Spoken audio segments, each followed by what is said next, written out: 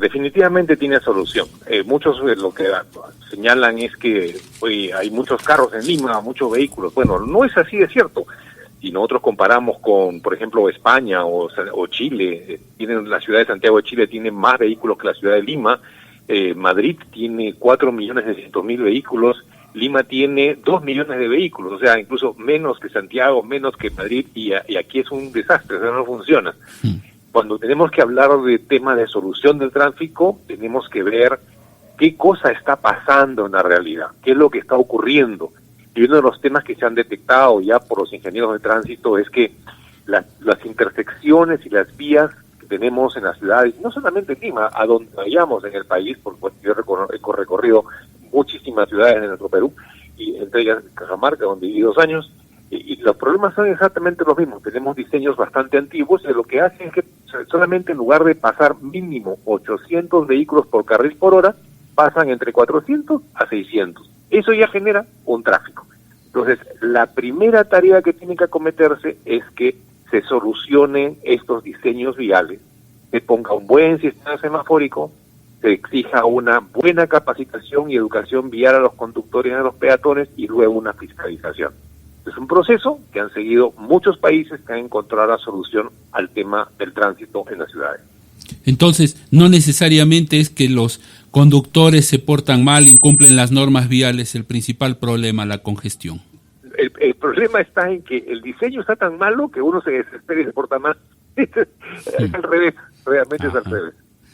O sea, si tuviéramos un diseño mucho mejor, pues sería un placer manejar, quiere decir usted. Exactamente, mucho mejor. Ahora, definitivamente, no podemos pensar que vamos a tener automóviles y incrementar el número de automóviles ilimitadamente. Lo que tenemos que tener es un buen sistema de transporte público. El transporte público me debería servir a todos los ciudadanos y ciudadanas, les debería servir para poder trasladarse de su casa a su trabajo sin estar utilizando el vehículo. El vehículo que lo utilicen el fin de semana o si tienen un horario que van a tener que trabajar fuera de las horas que hay transporte público. O sea, como se hace en todos los países digamos, desarrollados actualmente, las personas van al centro de la ciudad en el metro o van al centro de la ciudad en el ómnibus, salvo que quieran quedarse en una obra de teatro, van en su carro, pero ya saben que siempre alguna congestión mayor van a tener porque el transporte privado no tiene la preferencia de movilidad que la tiene el transporte público, donde se desplaza mucho más rápidamente. Ahora, y eso es así. Claro, ahora permítame, ¿quién debe asumir la responsabilidad de esta situación, del mal diseño de las vías? ¿Y dónde está la corrección? ¿Cómo debería corregirse? A ver, el problema es que todo el tránsito se le ha encargado a los municipios. Entonces, y no solamente los municipios, tenemos de un lado los gobiernos regionales que se encargan de las carreteras que están en su zona, luego los municipios provinciales para las avenidas que son de la provincia, luego los distritales para las avenidas que están en el distrito. Entonces, ahí ya tenemos un problema, nadie conversa con nadie y se hacen las cosas sin coordinación. 1.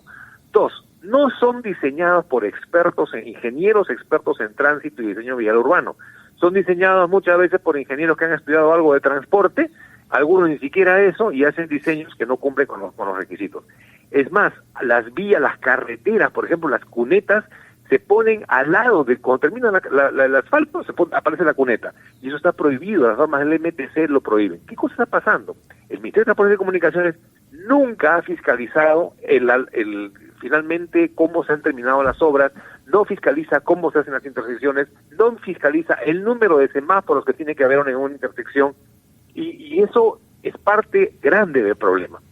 Adicionalmente a eso, existen 3 tipos de semáforos, ¿ya? Se llaman los semáforos analógicos, luego los semáforos accionados por el tránsito y en tercer lugar los adaptativos. Y les explico.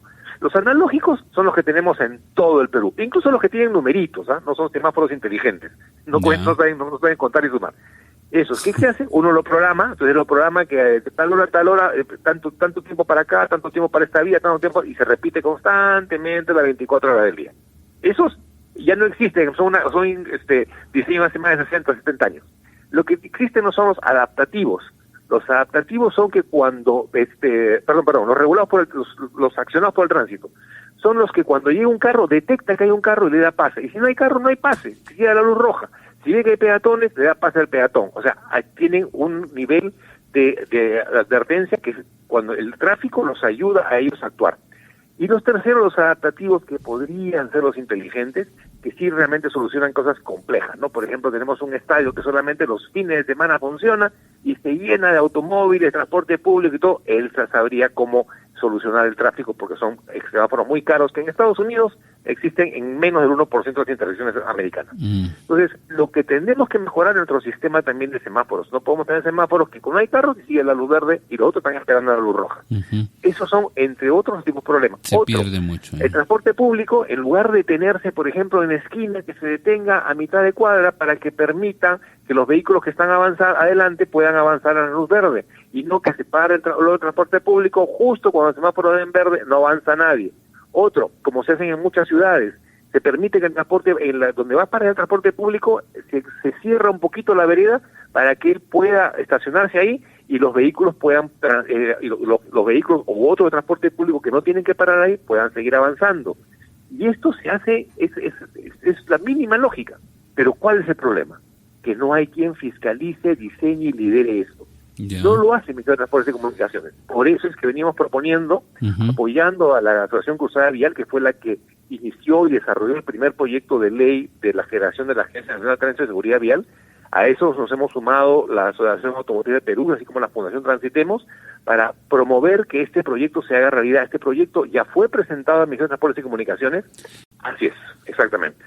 Lo que se busca con la agencia es que esta Agencia Nacional de Tránsito y Seguridad Vial sea la que lidere y la que fiscalice, no a las personas, a los municipios a los gobiernos regionales, a los municipios provinciales y a los locales y al propio MTC cuando hace algún tipo de construcción, que se cumplan con las normas de diseño, que se hagan las cosas como tiene que hacer, que si se desea hacer un bypass, se hayan hecho previamente los estudios de que la intersección no tiene otra solución, que ya no es imposible, que solamente tiene que hacerse un bypass. ¿Por qué? Porque los bypass, ya sean vías elevadas o por debajo, son trabajos, o túneles, son trabajos que se hacen cuando ya no hay otra solución a nivel de la vía, ¿no? Cuando ya no es posible. Mientras eso exista, no se tiene que gastar recursos en obras faraónicas o más grandes. No tenemos en este momento una agencia que controle, supervise a los municipios. No hay nadie, en absoluto no hay nadie en absoluto. Es más, los municipios cada uno inventan, ¿no? Y lo que han inventado, lo he visto mucho en Lima, ¿no? A alguien le encargaron que haga ciclovías y diseñó las ciclovías absurdamente, con cruces sin ningún tema de seguridad vial, cerrando vías de los automóviles sin ningún criterio técnico y simplemente porque se les ocurrió, porque creen que como así son verdes, ¿no? Ya son mejores alcaldes o lo que sea. No sé, no tiene ningún sustento técnico eso. Y eso es lo que tiene que corregirse. ¿Y por qué no sería esta agencia que ustedes proponen una agencia del gobierno que podría generar más burocracia más bien? ¿Cuál sería la diferencia con otras? Esta agencia es una agencia muy pequeña. Lo que se busca es, por ejemplo, que no va a tener mucha gente, lo que van a tener son algunos técnicos y mayormente las cosas tienen que contratar a empresas que hagan las fiscalizaciones o las auditorías de las obras. No tienen por qué hacerlo ellos, ¿no? En absoluto. Se tiene que contratar los trabajos. No quiero tener gente en la planilla ni que sea burocrática, simplemente que sea un ente pensante y que esté 24 horas advirtiendo cuáles son los problemas. ¿Y de quién dependería? ¿De quién la propuesta nuestra es que sea dependiente de la presidencia del Consejo de Ministros, porque de esa manera podría fiscalizar más fácilmente también a las obras de transporte o tránsito que hace el Ministerio de Transporte y Comunicación.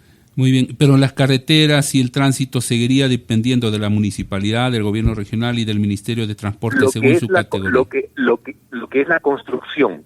Ya. Pero está bien que la construyan y ellos se encargan como órganos ejecutores, pero tiene que haber un órgano que fiscalice que se haga de acuerdo a las normas de diseño, que son normas de diseño internacional y que muchas las ha puesto ya en el MTC en sus reglamentos, en sus normas de construcción de vías y señalización y semaforización, ¿no? La idea es muy interesante, muy buena. Ahora, ¿cómo lograr que se concretice? ¿Cómo lograr que el gobierno o el Congreso apoyen y que se pueda lograr que funcione esta agencia? Mire, tengo entendido que el equipo de Ministerio de Transporte y Comunicaciones que está viendo este proyecto de ley me dijeron que la última dificultad que tenían era ver cómo se financiaba. Pero si nosotros ponemos, por ejemplo, simplemente para que tengan una idea, en la ciudad de Lima se consume por temas de tráfico más de 6.000 millones de soles anualmente. Y a nivel Perú son más o menos 28.000 millones de soles en el Perú. Entonces, si simplemente le damos, aunque sea 1.000 millones, para decir una exageración, ¿no? Pero 1.000 millones de dólares, ya hemos solucionado el tráfico para nuestro país. Ese es el camino que tenemos que hacer. Obviamente que la agencia va a costar mucho menos, pero eso es lo que tenemos que hacer, reducir los costos, las externalidades que se dan por no tener un tráfico adecuado. Y esta entidad va a tener que trabajar también de la mano con la ATU, en el caso de Lima, o aquellos provincias que puedan tener una autoridad semejante, para coordinar todo lo que es por dónde tiene que ir el transporte público, por dónde va el transporte privado, y tiene que coordinarse que el diseño esté bien hecho para que puedan ir los ciclistas y los peatones, cruzar y usar las vías sin mayor riesgo, cumpliendo los mejores estándares de diseño vial y de seguridad vial. Entonces, la creación de esta Agencia Nacional de Tránsito y Seguridad Vial no está tan lejos, está muy, muy cerca, por así decirlo. Está muy cerca, estamos a puertas. Pero a puertas, hablando del sector público, pueden ser 2 años, pero ojalá que lo podamos apurar. Perfecto. Ha sido muy amable por alcanzarnos esta información, Adrián Revilla, gerente general de la Asociación Automotriz del Perú. Con todo gusto. Estaremos en contacto.